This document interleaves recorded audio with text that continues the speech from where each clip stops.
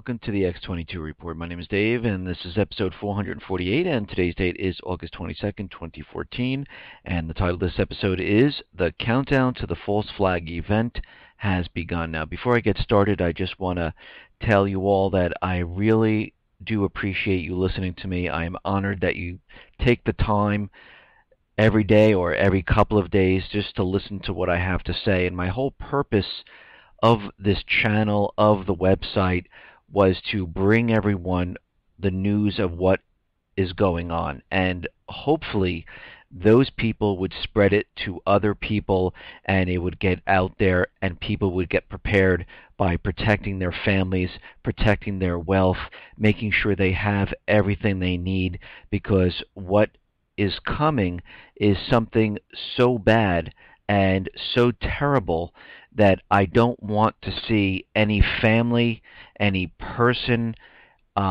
pretty much anyone suffer because of this. And I know a lot of people out there continually say, oh, I'm fear-mongering, fear-mongering. But when you look at who's really fear-mongering, listen to what the government officials are saying. Listen to what they are doing. Look at their actions. See how they act.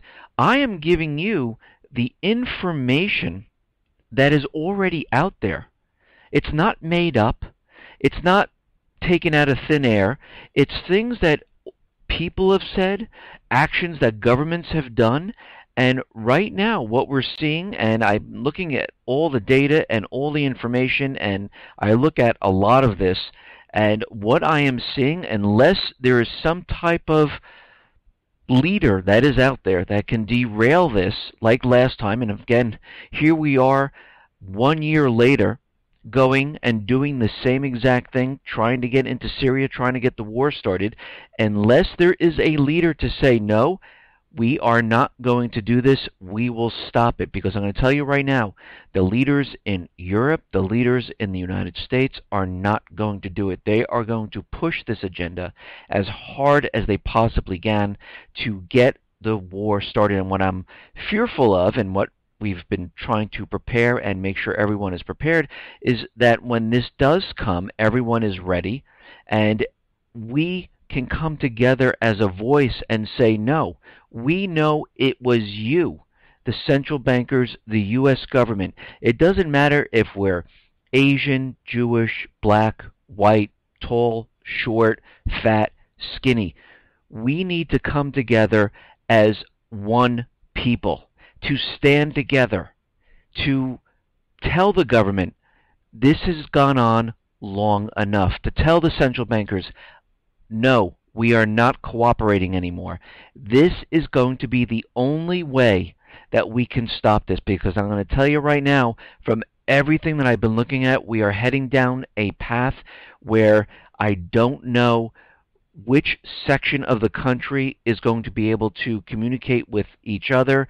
I am not sure if something happens to where I am or where you are, you'll be able to listen. And this is why I'm saying this right now, because we are coming out of August into the fall. We have a lot of indicators that are showing us that something big is about to happen.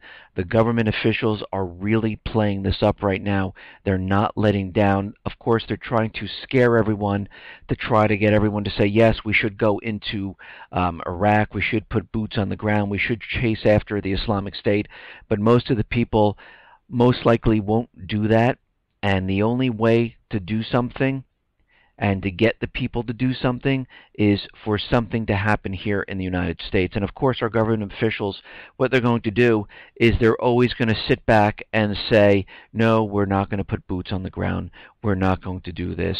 And as soon as something big happens, they want the American people to beg. Just like in 9/11, people were out there screaming, we need revenge, we need to go after them.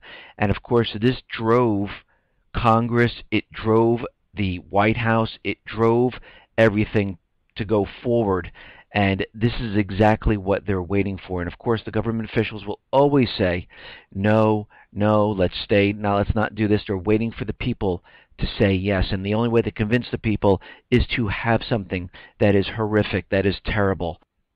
and they will not stop until they get the desired results, and that is for the American people to beg for war. Let's get into the economic collapse news here. Now, we understand that the governments around the world, the banksters, they are going to try to confiscate everyone's wealth. And it looks like Portugal might be the next player where they start doing this. And we've seen these similar patterns play out over and over throughout history. A government gets into financial trouble, then denies there's a problem, which is followed by a surprise wealth grab. That's exactly what happened when the deposits in Spain, Cyprus were raided. We've also seen retirement savings confiscated in some form in Poland, Portugal, and Hungary, and capital controls have been imposed in Cyprus. Now, how does it start? Well, it starts out with the government officials telling you everything is completely all right, when clearly everything is not all right. The next thing that happens, it comes as a surprise. Otherwise, it loses its effectiveness. It starts with a bank holiday or capital controls.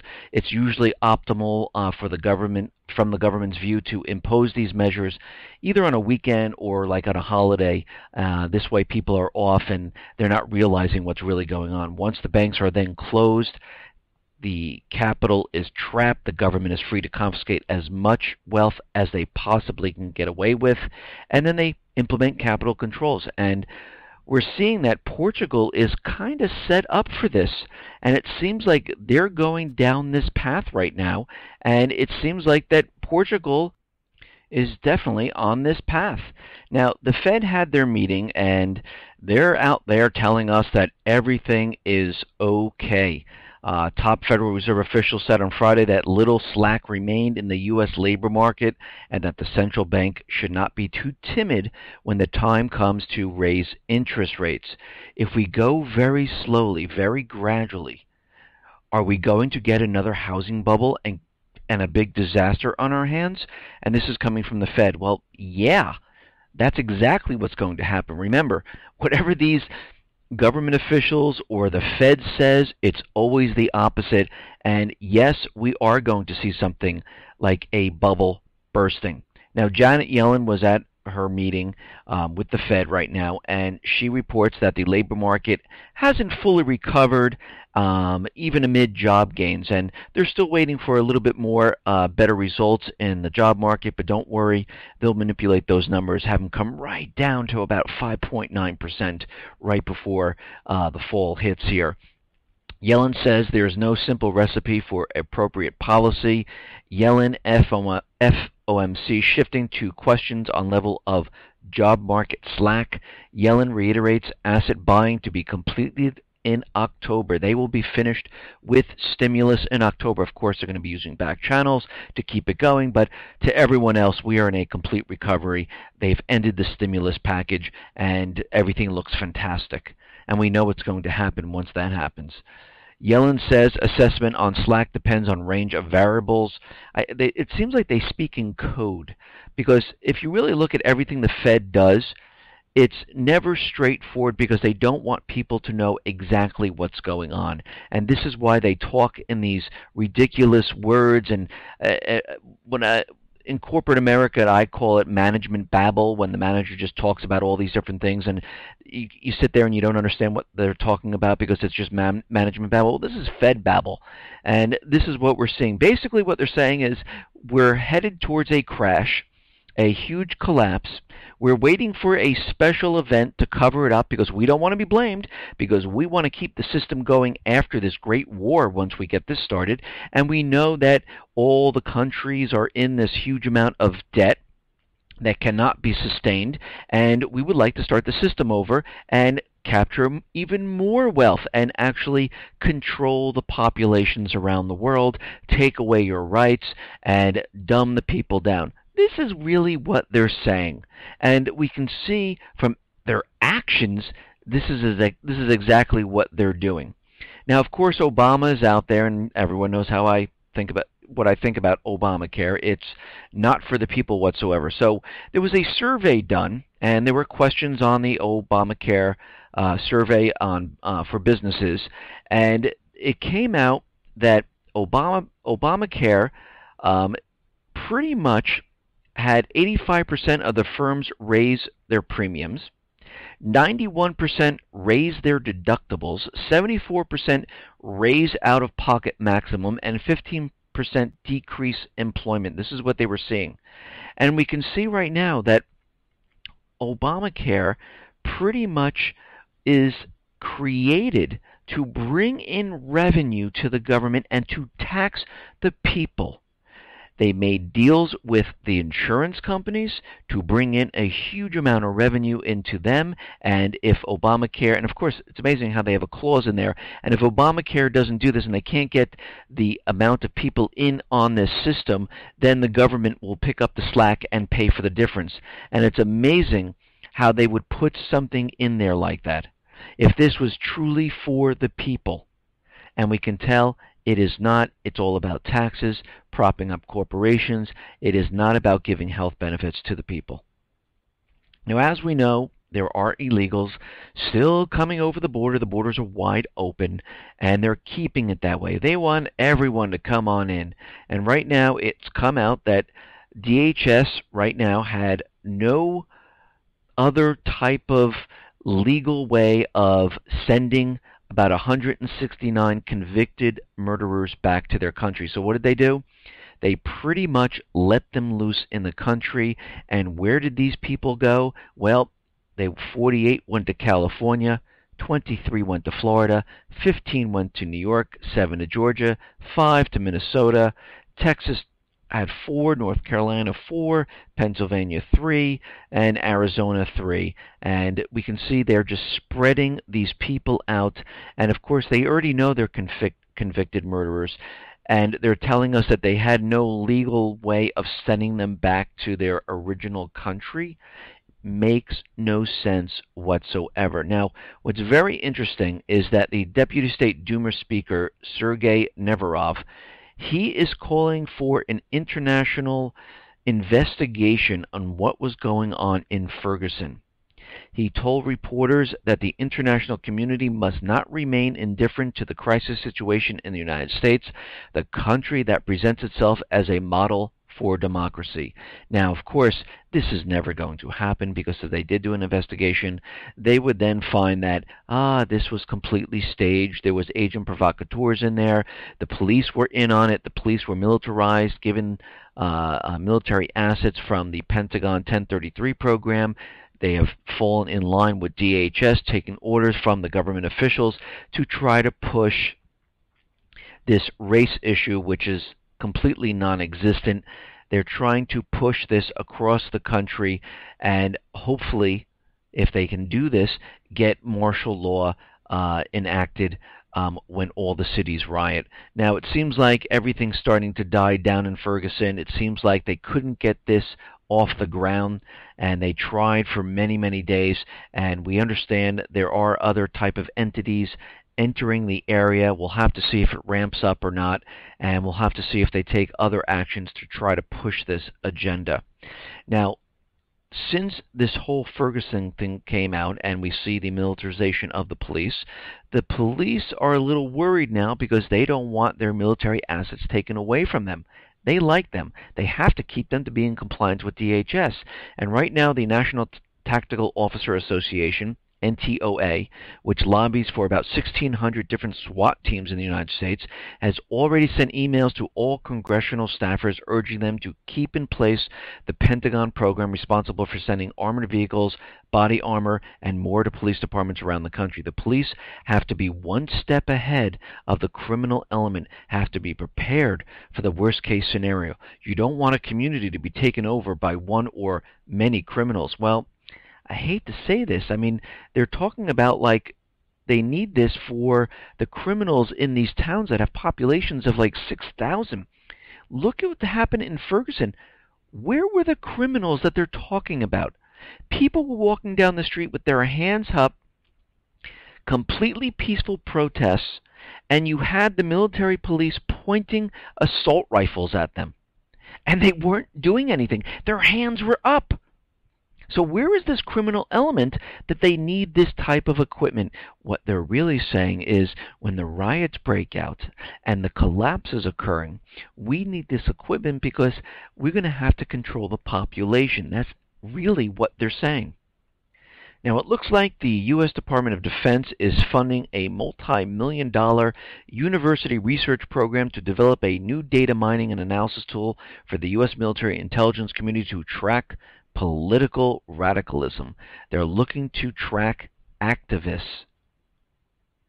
So what they're saying is they're going to be looking at the people of the United States, just like the Fusion Center, just like NSA, but they want this one to be a little bit more advanced. And we're seeing that there are flaws in the program because they could be getting information from innocent civilians, and they might be targeting innocent civilians. Well, I don't think they really care at this point. They just want to gather the information. They want to know who's talking to who, and it's just another agency out there trying to do the same thing that the NSA is doing, that the fusion centers of DHS is doing, and we're just seeing another program out there doing the same thing. They're so worried about the people, they keep throwing more and more programs on there, trying to muddle through all this data, trying to figure out who's doing what, putting you on a list so when the time comes, they know what to do at that time. And of course, we know what they're going to do. They're going to use force on the people. Now, it looks like Russia has busted more European countries trying to smuggle fruit through different channels to avoid the sanctions that Russia has placed. And it looks like they were trying to smuggle fruit through Belarus, and they restamped it as being from Zimbabwe. And it appears that the culprit, the nations that were trying to do this, were Poland. Remember Poland? They were saying, please, somebody buy our apples. United States, buy our apples. Belarus, can you buy our apples? Someone buy our apples. Slovenia and Greece, they were all doing this, putting the stamps on from Zimbabwe, trying to get their product through, because they are reeling. Right now in Spain, it looks like there's protests going on about people, about the farmers who are saying these sanctions are ridiculous. They're burning the EU flag, and they're saying, you know, enough is enough. What are we doing here? You're hurting the economy further. You're hurting the people. But again, the central bankers, U.S. government, the European government, they don't care. They only care about their profit. They only care about going in and stealing the natural resources of the country. They only care about power. They only care about right now is getting the war started. Now, it looks like Denmark will join NATO, their missile shield.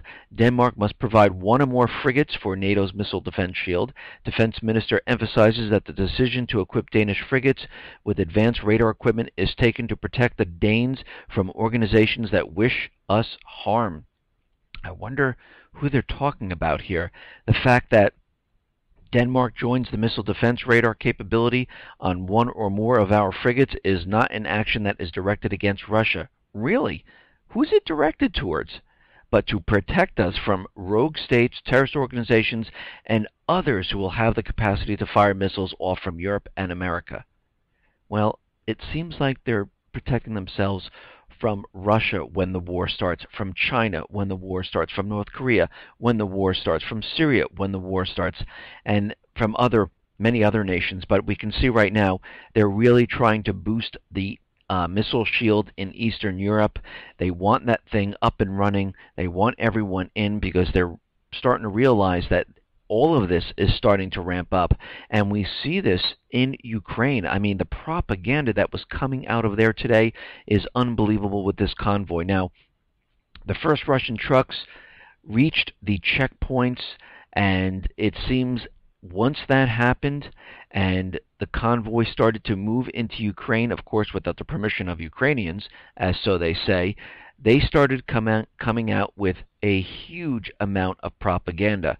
I mean, it was just completely nonstop, where they were saying that the Russian military has moved artillery units manned by Russian personnel inside Ukrainian territory in recent days and is using them to fire on Ukrainian forces Pentagon calls on Russia to remove vehicles immediately from Ukraine. Kirby says very concerned by Russian convoy in Ukraine. Ukraine Security Service chief said the move amounted to a direct invasion, and the Pentagon has warned failure to remove its vehicles will result in further costs and isolation. That means more sanctions. Kirby says Russia faces costs, isolation if convoy remains. Kirby says aid convoy shouldn't be excused to cross border. Kirby says Russia continues to add troops near Ukraine border. Kirby says Russia force near Ukraine increasingly ready. Kirby says a lot of equipment has been moved into Ukraine. General Breedlove says Russia's convoy in Ukraine a cause for concern. And this is a complete propaganda trick. Again, where's the satellite images? Where are the photos with all the markings of the equipment and the markers so we know where it is in the country? Where is all the evidence? Again, non-existence. Now, Russia is out there saying that they have abided by everything, that the agreements were signed, everything was checked, everything was ready to go, and Putin was out there saying, listen, we needed to get the humanitarian aid in there. People were suffering, and that's exactly what we did. We couldn't wait any longer because what Kiev was doing, of course, was stalling. And it seems now that the Russian relief convoy has finally reached Lugansk, bringing a glimpse of hope to the population there. And the trucks rolled in, and it looks like Saturday, August 23rd, they will start unloading and giving first aid, food, and other things to the people in Lugansk. Now, it seems like Russia is out there in the UN Security Council, and they are saying they want a ceasefire in Ukraine. Now, they're saying if the United States vetoes this, this shows that they do not want peace in this area whatsoever. And we're going to have to see what the United States actually does. And most likely, they might go ahead and veto it. Because as we've saw in the past, and from their actions, they will do anything and everything to get the entire country of Ukraine. They won't stop. Now, we know in the Middle East things are really ramping up there. Libya pretty much has the country.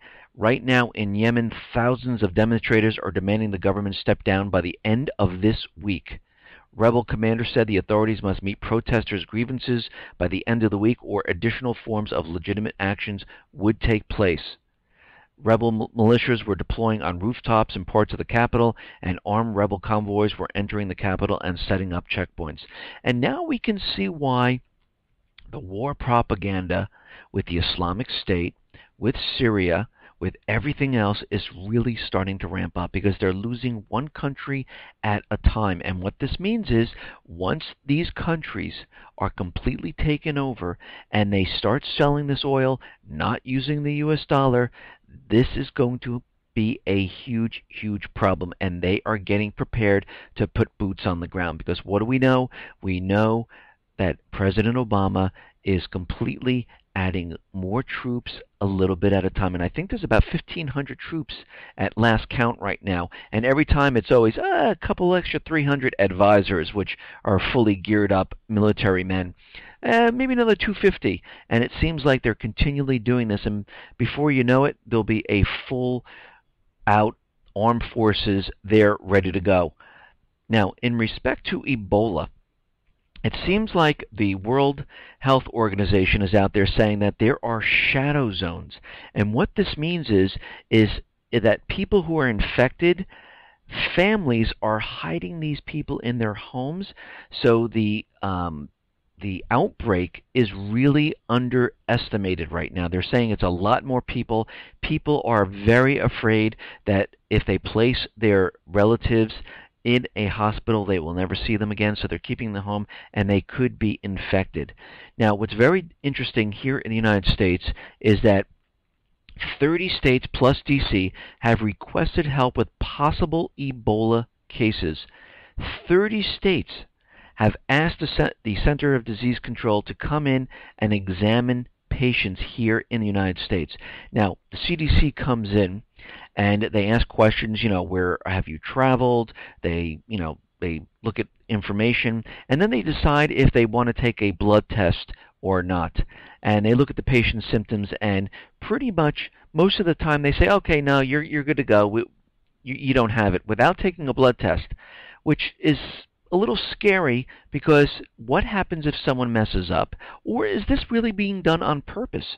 Now, the CDC has contacted about 68 times since the end of this last month from all these different states, and some of them are New Jersey, New York, Maryland, Virginia, North Carolina, Georgia, Florida, Texas, California, Washington, Oregon, Illinois. I mean, there's a lot of states here.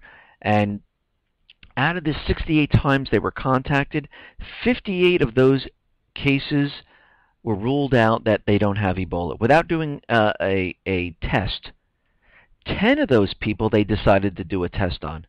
And they ordered a blood test and, of course, waiting for the results of those tests. Now, as we know, our government officials are really out there, and let me just say, they are fear-mongering off the chart. Their fear-mongering is off the charts right now. And they are coming up with pretty much everything and anything to scare the American public to say, yes, please, let's put boots on the ground. Let's go after the Islamic State, because this is the goal.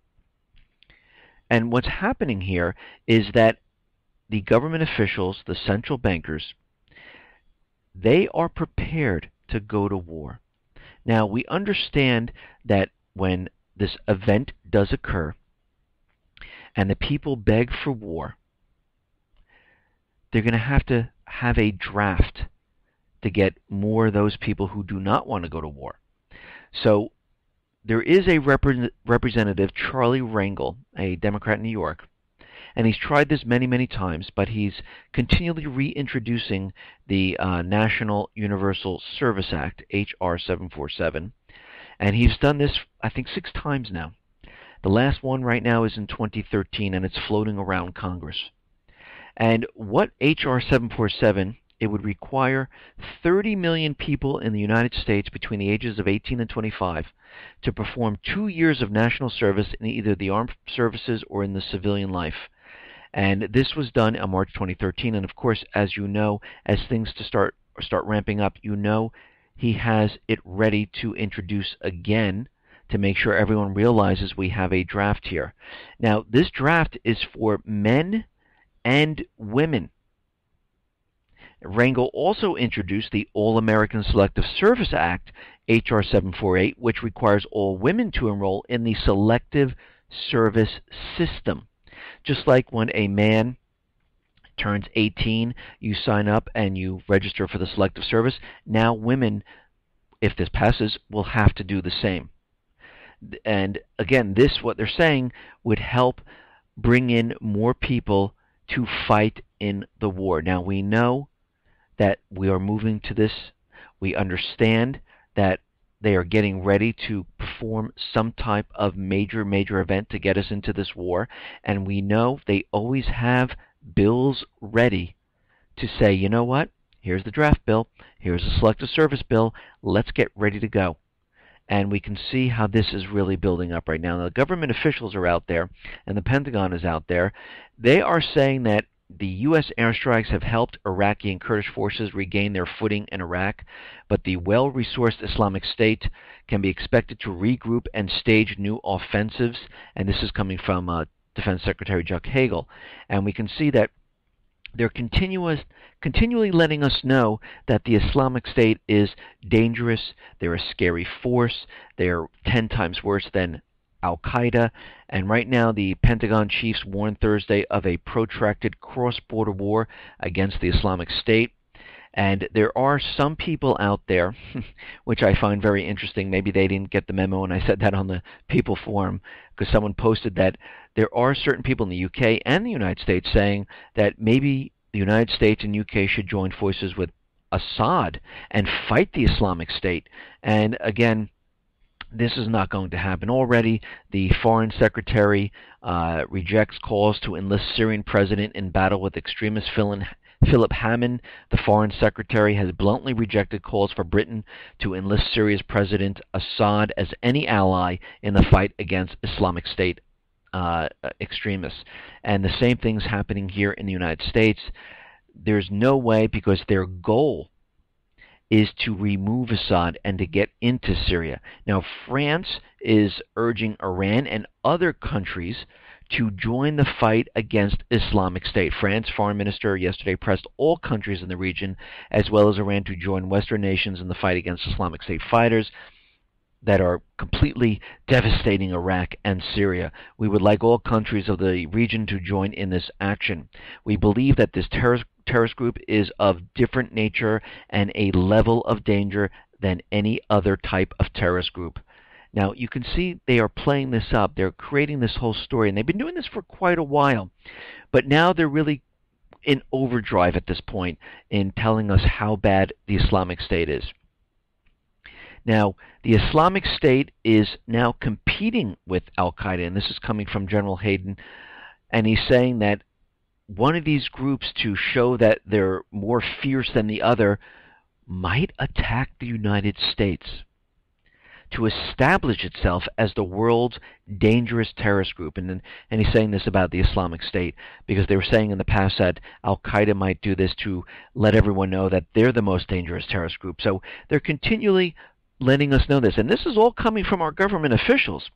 Now, remember when we had this, and I reported on this, when we had this tweet out there and this picture of a note of saying that the Islamic State, we are in your state, we are in your cities, we are in your streets.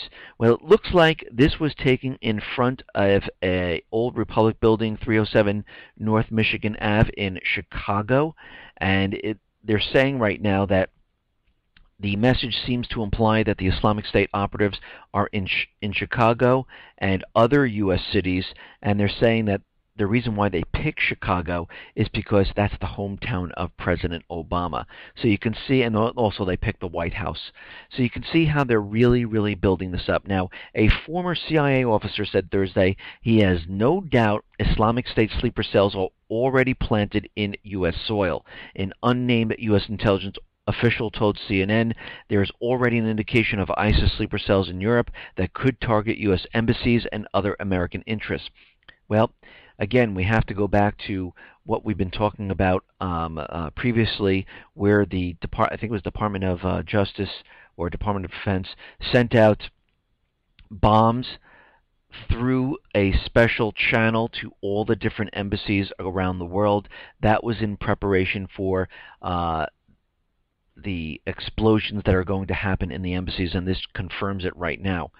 Now, we can see also they're saying there are sleeper cells already in the country, and I've mentioned it's not really the Islamic State. It is the inside job where they've already set up the digital bombs in a financial system. They've already set up the malware in the power infrastructure, and they are just sitting there waiting for the green light to come down from the central bankers, U.S. government, and from the European government's central bankers out there. And once they get the green light, this is going to be much worse than 9/11, and even our government officials have told us that it is going to be much worse. Now, the former deputy director of the CIA fears that Americans have gone to fight with the Islamic State, and the West Europeans that have gone to fight with the Islamic State could be trained and directed by the Islamic State to come to the United States to conduct small-scale attacks.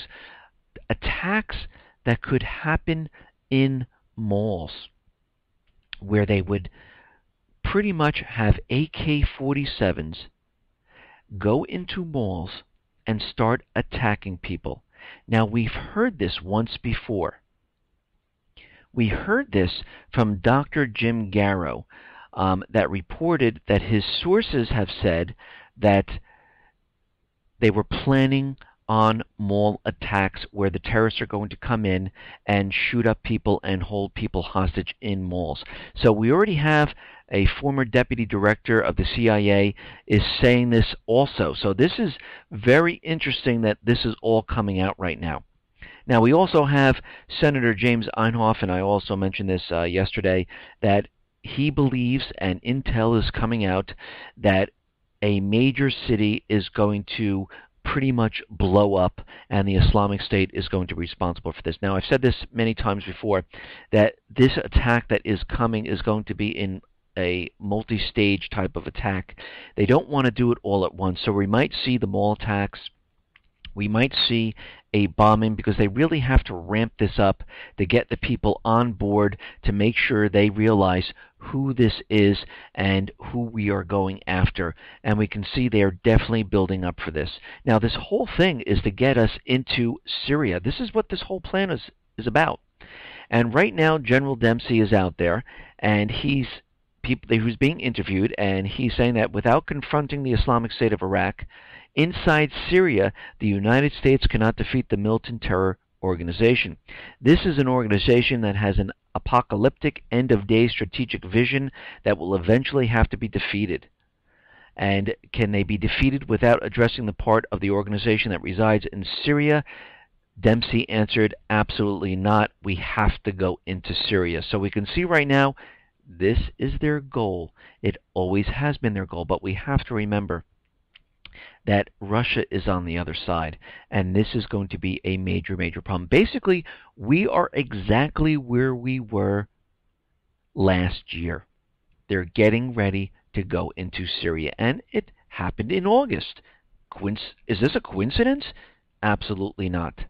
The president was out there, and he says he's restricting airstrikes and military action to Iraq, but there are growing concerns about the Islamic State ability to maintain a safe haven inside Syria, which borders Iraq. And the calls to act against Islamic State military are now growing inside Washington. Obama may have to authorize an expanded military action against the Islamic State, but he's still keeping to the same premise that we are not going into Iraq with boots on the ground. We are not going to go into Syria. Syria is already warning, do not do this. We understand the FAA now put a no-fly zone for all American airliners in Syria, so we can see this was all prepped in advance. And if we even go back further, when I reported on Syria, we knew that they removed all the Syrian elected officials inside the United States, removed them from the embassy, and put in the opposition. We can see that this was being prepared. We understood way back that they were training special forces in Jordan, giving them man-pads, giving them anti-tank weapons, and then all of a sudden this group decided to go into Iraq. So we can see this was planned from the beginning. And like I said in August 4th in my report, Congress is on vacation. We're going to see many events. What have we been seeing? It's unbelievable. Now we're heading into the fall, and we see the government officials continually pushing the propaganda about terrorism. And there's only one reason why they're out there doing this at this point. There's only one reason why they had this event, because now they're building the story. They're building this up, trying to get everyone on board that, yes, this is the group that's going to cause the terror inside the United States and in Europe. And we will have to go to war eventually. And we can see that, again, the players are the same. Russia is on the other side, China is there, and this is going to turn into something exactly what the central bankers want, and that is World War III. Listen, everyone, thanks a lot for listening. Be well, be safe, and especially be prepared. Thanks a lot.